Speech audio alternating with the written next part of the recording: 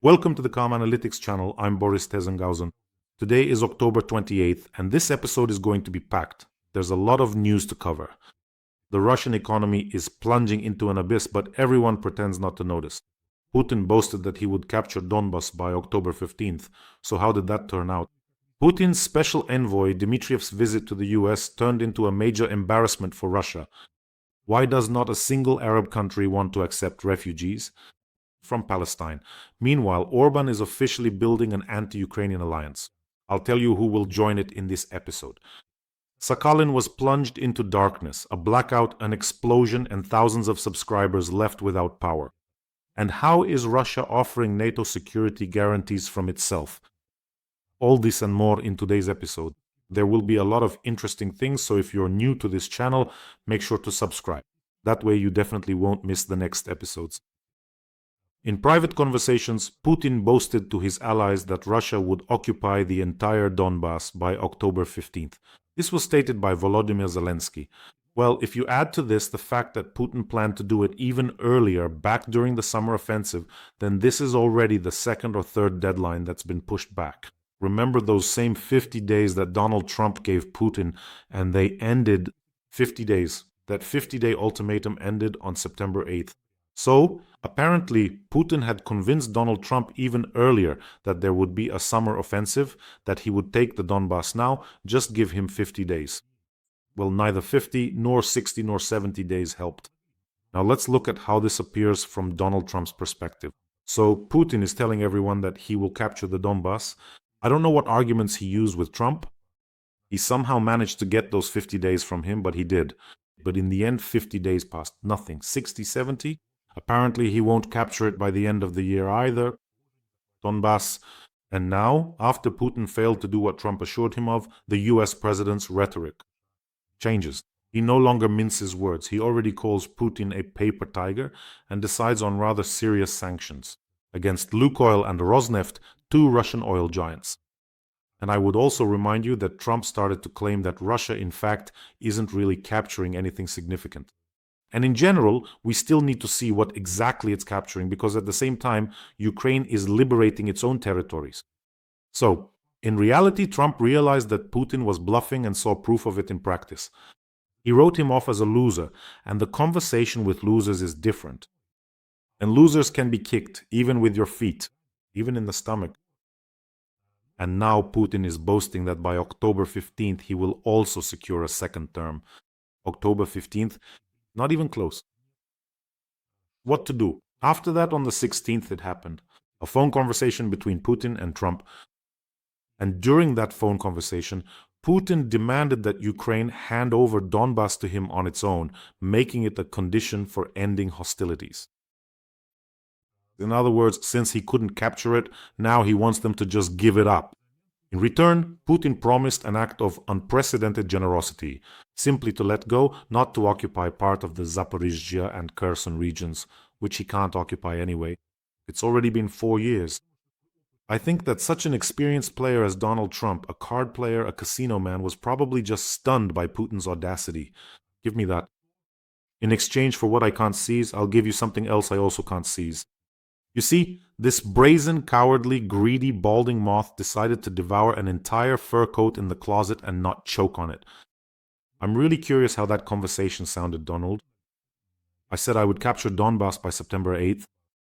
There were some minor difficulties. Medvedev got lost in the forest. The whole Kremlin went looking for him. We got a bit turned around, so in the end we couldn't capture it. We were busy. But by October 15th, come hell or high water, I'll capture it. October 15th, 16th. On the phone, Trump calls and says, I was supposed to capture it yesterday, but I'm feeling a bit under the weather. I have a fever. Just give me another month, please, and don't impose sanctions. How does that work? So Donald Trump is watching all of this. And let me remind you, on October 17th, there was a meeting between Trump and Zelensky. Well, and then the decision to impose sanctions was made. Now let's talk a bit about how sanctions are supposedly not scary at all. For Russia, a third of the Russian Federation's oil exports are under threat. Greek tankers are refusing to transport Russian grades of oil because of the sanctions. There you have it. The participation of Greek ship owners who used to export up to 20 million barrels of Russian oil every month, about a third of the oil exported from Western ports, had dropped to a minimum by the end of October after the sanctions were tightened. And on top of that, let's add another 117 tankers from the Shadow Fleet included in the new European sanctions package. And the price, this is what's most interesting. After these sanctions were imposed against Russian oil giants, freight rates shot up sharply. That is, the cost of delivering a single shipment of oil to India was initially $7 million. That was at the beginning of the month, but now it's already risen to 10 million per voyage, and it's still going up. And naturally, besides the fact that Russian oil and fuel have now become highly toxic after the sanctions, and now Putin will be forced to offer even bigger discounts, and soon enough everyone is already rushing there, practically chasing after him for those deals. And add to that the loss of 40% of the processing capacity of Russian oil refineries, after what I call direct sanctions from Ukrainian drones. By the way, Peskov is snapping back at Donald Trump. In other words, Putin is personally afraid, so he sends either the drunkard Medvedev or that mustachioed floozy Peskov. Recently, Trump was asked a question and said something like, Putin is doing fine right now, and Trump replied, well, let's see in 6 months. So Peskov came out and said, yeah, you'll see, meaning he said, let him watch in 6 months. Are you guys out of your minds over there, or what? I don't get it. And then there's Peskov. Now they're all tripping over each other to talk about this burevestnik, saying that now we have this super scary missile, one that nobody has ever seen. In reality, out of 13 tests, not a single one was successful. So the Russians have this practice where they ask questions to Putin or Peskov or someone else. Well, they ask the right questions. And Peskov answers them, thus pushing the necessary agenda. So to the question, can we consider the burevestnik tests? In response to the increasing sanctions from the US and Europe, Peskov said, despite our openness to establishing dialogue with the United States, Russia, and above all the President of Russia, are guided by our own national interests. That's how it was, that's how it is, and that's how it will continue to be. And he added that the Europeans really are in a state of internal, hysterical, Russophobic, aggressive, and belligerent state. In my opinion, it's actually the Kremlin elders who have started to panic. Putin recently showed up again, once more claiming that sanctions mean nothing to them, but he was visibly twitching. His Botox seemed to be migrating, his eyes moving under the skin like this, his shoulders jerking like a puppet on strings. All in all, it was sad to watch. Yes, friends, and let me remind you, it was thanks to our heroes and defenders of Ukraine that Putin's offensive failed. Let me remind you, we have an important fundraiser for a vehicle equipped with electronic warfare for our UAV operators platoon and the 117th Brigade. They are currently carrying out missions in the Donetsk region. A friend of mine who serves there wrote to me and said that just a few days ago they lost the last vehicle they had. A drone flew right into the electronic warfare system, thank God. It was the dome-shaped one on the roof. Thank God everyone survived, but now they have no transport. So without rotation, without supply runs, even with good electronic warfare, it's a very dangerous situation. So let's help our soldiers.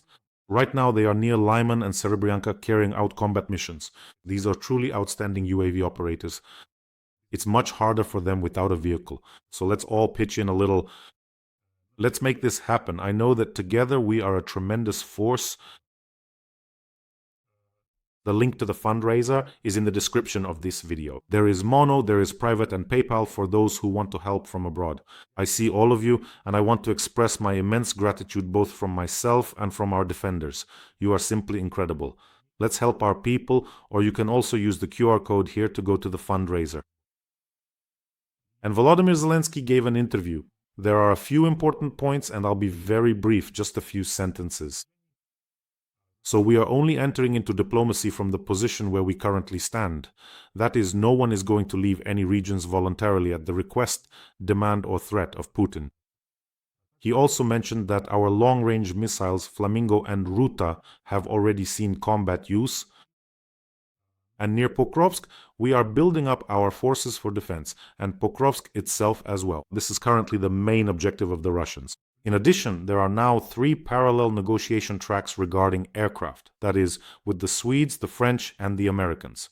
In other words, our overall request is for an air fleet of 250 new aircraft. That is extremely, extremely powerful. Recently, I came across a video and I could hardly believe my ears when I heard it. The spokesperson for the Russian Ministry of Foreign Affairs, Zakharova, came out and, as I heard, she said the following, verbatim, and I quote, "The country is mired in debt. There is an unprecedented reduction in social spending on the agenda, but instead of focusing on real problems, the authorities are preoccupied with finding more funds for their militaristic adventures, for the arms race." I think, now that's Dimash, that's a spokesperson. But you know, she was actually talking about France, a country in debt, militaristic, yes. And more international news. Over there in the Gaza Strip, things are still unsettled. Nothing has calmed down yet. Trump has firmly demanded the release of the bodies of the hostages that Hamas is refusing to hand over. Well, I understand why they're not handing them over, because if they do, it might become clear that these hostages might have been tortured, and then it would become public knowledge. That's why they're not releasing them. And against this backdrop, there's news that not a single Arab country wants to accept Palestinian refugees from Gaza. And Donald Trump has spoken about plans to resettle all these refugees in other countries, but so far no one has agreed to this. It's still just an idea at this point. By the way, why don't Russians, who are constantly shouting freedom for Palestine in my comments, saying Israel is this and that, want to take in refugees themselves? It's a big country, and they always talk about how great they are. You're actually short on workers over there. Thanks to Putin, as you should say, over 1 million Russians have been lost in this war. And recently, one of the relevant Russian ministers said that they would have to bring in between 2 and 5 million migrants into Russia. So go ahead and do a good deed. And in Arab countries, by the way, it's the same story. Israel was constantly being accused. But why is it that not a single Arab country wants to take in Palestinian refugees? Or is it something else? Well, maybe they just remember history very well. Especially Jordan and Lebanon. And they haven't forgotten how the poor Palestinian refugees, they almost overthrew the king in Jordan. There were unsuccessful assassination attempts against him.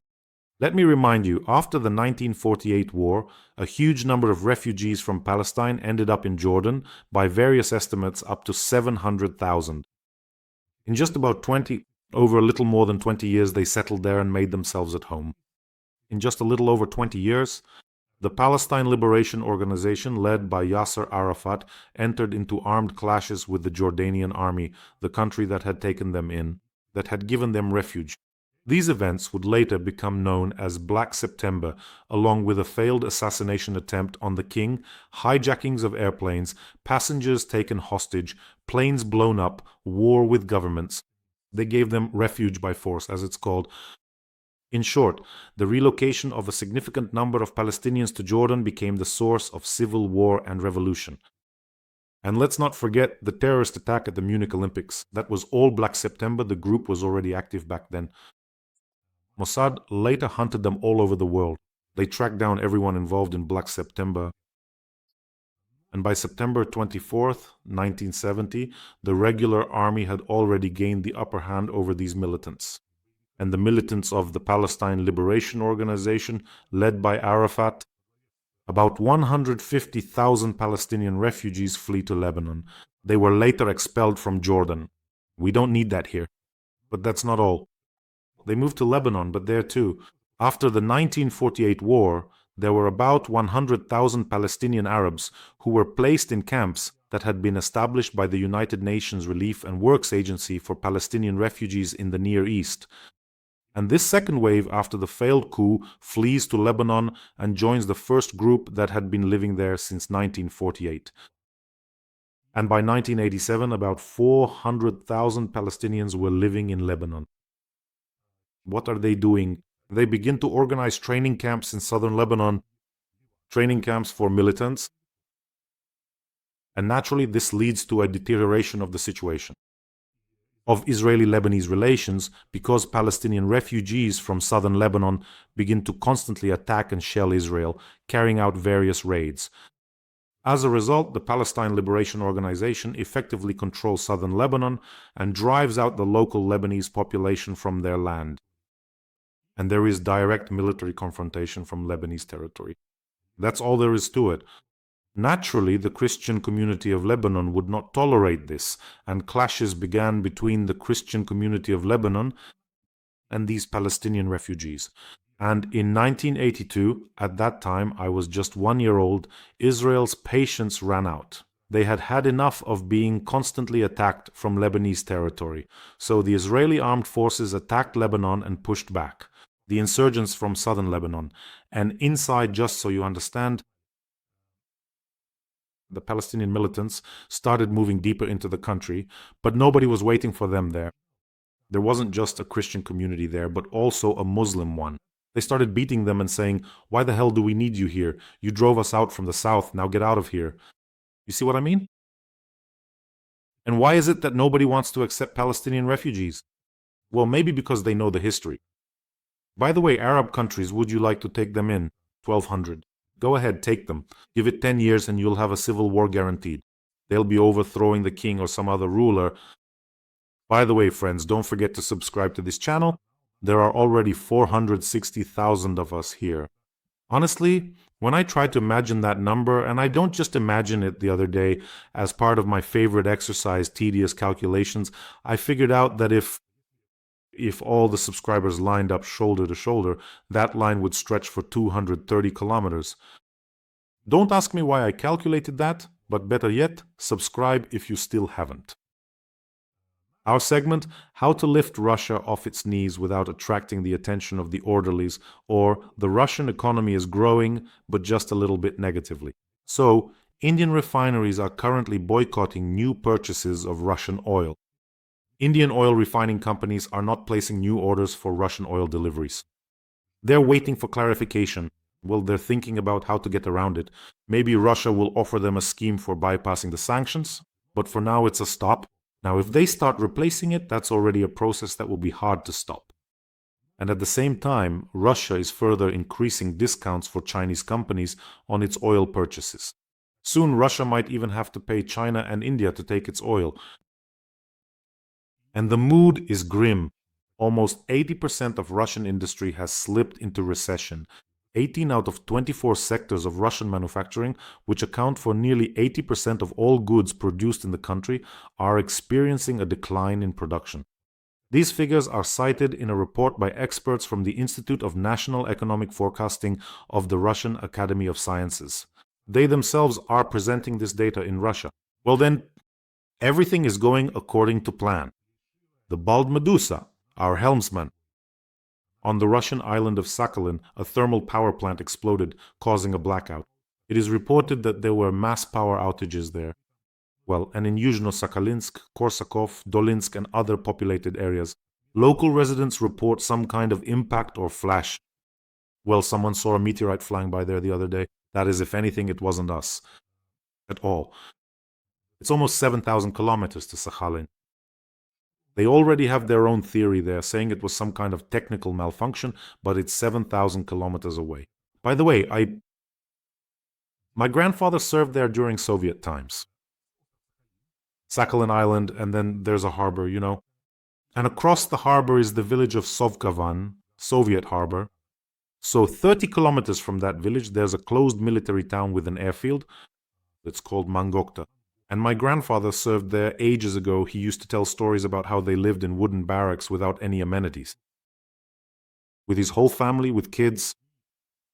Just imagine that for a second. This isn't the tropics or anything like that, you know. They lived in barracks. He told all sorts of interesting stories, like how a forest fire could just sweep through and suddenly the barracks would be gone. Nothing left, no belongings, nothing at all. Yeah? And they say that's just how those times were. They lived in barracks. I said, Grandpa, well, when I got a bit older, I asked him, I said, why did you live in a barrack out there with no amenities? Well, at least you could have thought of your family. All right, you were a strong man, but you had Grandma there and you had my mom when she was little. Well, I was serving my country. I said, okay, you were serving your country, but did your country even care about you, how you were living in a wooden barrack in those terrible freezing temperatures? He said, well, that's just how those times were. That's just how those times were. Who else is out there feeling nostalgic for the Soviet Union? By the way, near Sovetskaya Gavan, there's also a settlement called Zaveti Ilicha, so it's like hitting the jackpot over there. Well, I just watched some footage and there aren't any wooden barracks left. They've already been demolished. Now, there are barracks made out of some kind of blocks, but it's still very, very bleak. That's how it all looks. Russia is ready to provide security guarantees. Do you know to whom? To NATO countries. And do you know what kind of guarantees? That Russia won't attack them. That's what Lavrov said. I mean, what are you guys even on over there? What are you doing over there at the foreign ministry, huh? First it's Lavrov, then Zakharova. They just spout complete nonsense. First of all, it's funny to hear the words Russia and guarantees in the same sentence. I mean, we all know what a guarantee from Russia is worth. Putin himself personally said that he wasn't going to attack Ukraine, that he didn't need Crimea. Well, we all see how that turned out. And secondly, about guarantees. Go ahead, attack NATO countries. You've been claiming on your propaganda shows for 4 years now that you're at war with NATO. So go ahead, attack them. What's stopping you? You know what? How about this? Ukraine can give you guarantees instead. You withdraw from our territory, and Ukraine guarantees that it won't attack Russia. I'm not joking. We could even sign some kind of Zhytomyr memorandum. Russians, they keep insisting that Ukraine wanted to attack them. That's some kind of separate fantasy they have in their heads. So that you don't have to be so afraid, we'll give you a guarantee that the terrible, terrible Ukraine-Saxons, the Satanists, won't come and infect you with non-traditional, some kind of values all of a sudden. Remember how Russia's representative Nebenzia at the UN Security Council was telling stories about how we supposedly invented drones, some kind of mosquitoes were bred, drones deliver mosquitoes to Russia, the mosquitoes bite Russian soldiers and infect them with some terrible diseases. So here's our guarantee. We won't be sending you any mosquitoes, carriers of non-traditional values that we've already bred here in our secret laboratories. Live peacefully in your own swamp, but you'll have to return what doesn't belong to you. The Kremlin failed in its attempt to save relations with Trump. There really was such an attempt. I was just watching it and thinking, you simply couldn't come up with a worse idea.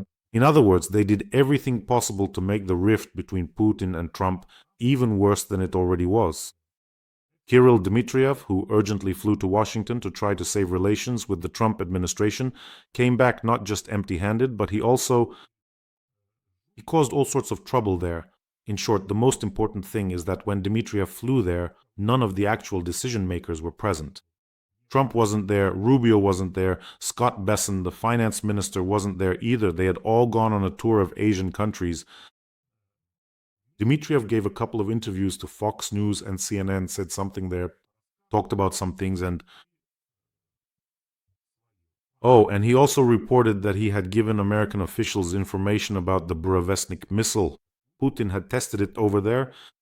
Dmitriev said, it's very important that this information is communicated directly to the leadership and key people in the US presidential administration.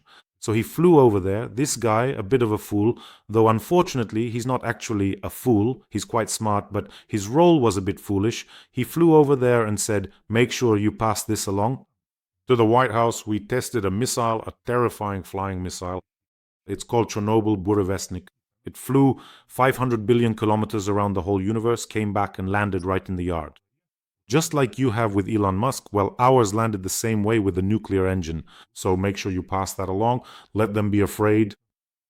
You see, he came to tell how they launched it and how they conducted the nuclear tests. And he thought that now Trump, they tested the burevestnik. God, unpack the suitcases, Melania. Unpack the suitcases. Forget the Asian tour. I'll have to go bow to Putin instead. Is that how you imagined it? Yes, in the end, Finance Minister Scott called Bessent Dmitriev a propagandist as well. Well, and Trump called the statements about the burevestnik inappropriate. And the story with the chocolates that Dmitriev brought, that's just a classic of Russian diplomacy. Just so you understand, Dmitriev brought a box of chocolates with him. And on each chocolate, Putin's quotes.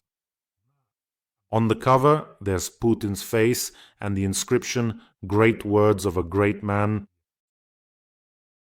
Yeah, and who is that? That's the Botox jellyfish, this 1.5 meter tall great man. Well, Hitler also thought he was great. On those chocolates, the quotes are just a mix of crude humor and threats. Let me read you a couple of quotes now, just so you understand what kind he brought. More threatening chocolates. Russia is the kind of country that fears nothing. If you step out of line, you'll get clubbed over the head. These are Putin's quotes, just to remind you. Russia's borders never end. The fewer teeth you have, the more you love porridge. If necessary, we can teach anyone a lesson ourselves. If a fight is inevitable, you have to strike first. So these are the chocolates he brought. Well, honestly, it's this kind of thug-like, somewhat backward humor. How pathetic they are. They got slapped with sanctions by Trump himself. And they rushed to scare everyone with that flying Chernobyl. And with quotes on chocolates, oh, how scared everyone is. Well, they have a whole team over there. So Orban and Fico, the Biba and Boba of European politics, decided they need to unite in an alliance against Ukraine. Now they've found a third member for their team. Hungary intends to join forces with Slovakia and the Czech Republic to form an alliance within the European Union that is skeptical toward Ukraine. He stated, the chief political advisor to Prime Minister Orban, Balázs Orban, well, he has the same last name too. So according to him, Orban, the one who is the prime minister, is counting on political cooperation with Andrej Babiš, who recently won the parliamentary elections in the Czech Republic, and of course with Fico. As they say, we'll create our own alliance with Blackjack and Babiš. Well, this is just... When Ukraine is bleeding, losing its best sons and daughters in this insane war that Putin started, what kind of scum do you have to be to, at this moment, create an anti-Ukrainian alliance, sabotage Ukraine, block anti-Russian sanctions, block aid to Ukraine, block Ukraine's path to the European Union? You really have to be a textbook, absolute scumbag, right? The oil leech doesn't understand one thing. The war will end and everyone will have to pay the bill. As the Ukrainian oligarch Ihor Kolomoisky, who is now in prison, says, life is a supermarket. Take whatever you want, but at the exit there will always be a checkout. Well, Ukrainians are peaceful and open people, but they know how to fight for their freedom, and they've shown this to the whole world. And as for cases like these with anti-Ukrainian alliances, we have a little black notebook where we write everything down so that later, after the war, so we don't forget, take care of yourselves, take care of your loved ones, subscribe to this channel, and friends, I really ask you, let's support the fundraiser for the 117th Brigade, for our heroes, for our UAV operators. The link to the fundraiser is in the description of this video. Wishing us all a peaceful day and glory to Ukraine.